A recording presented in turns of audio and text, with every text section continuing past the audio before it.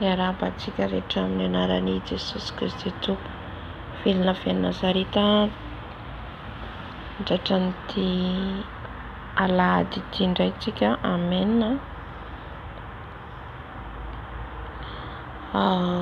Ny fizarana ho entiko hoe dia programma ny amin'ny fifadikanana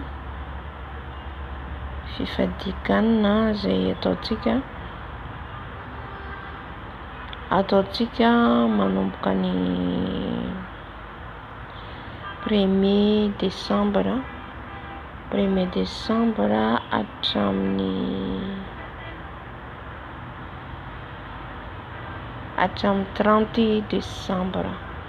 hatramin'ny 30 Desambra Alleluia.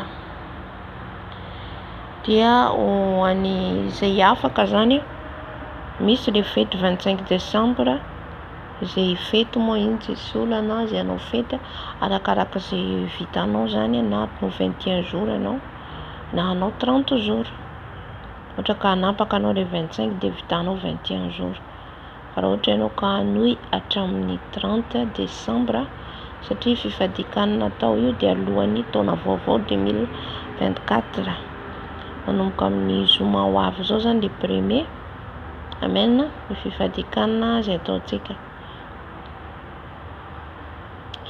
dia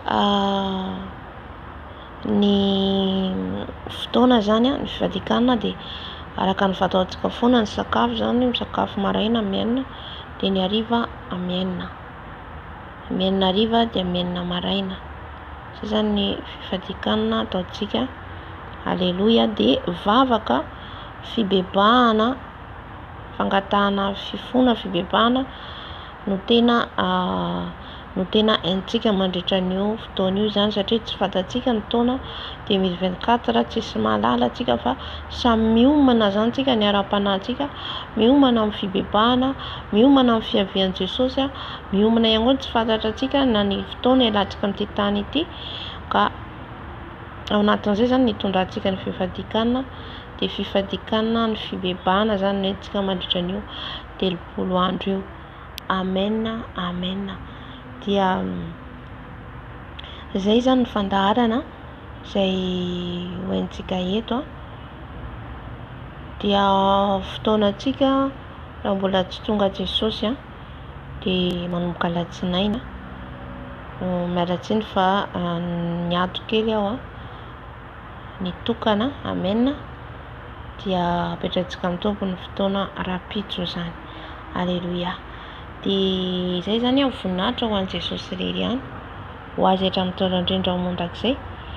Raha ohatra ka sitrapon'ny tompo ny zarako ny révélation, fahitana, nofy, dia mbola miverina eto zany mandefa an'izay raha sitrapon'i Jesosy. Amen. Dia tahiany Jesosy daholo tompoko ny rary ny soa hatrany. Amen.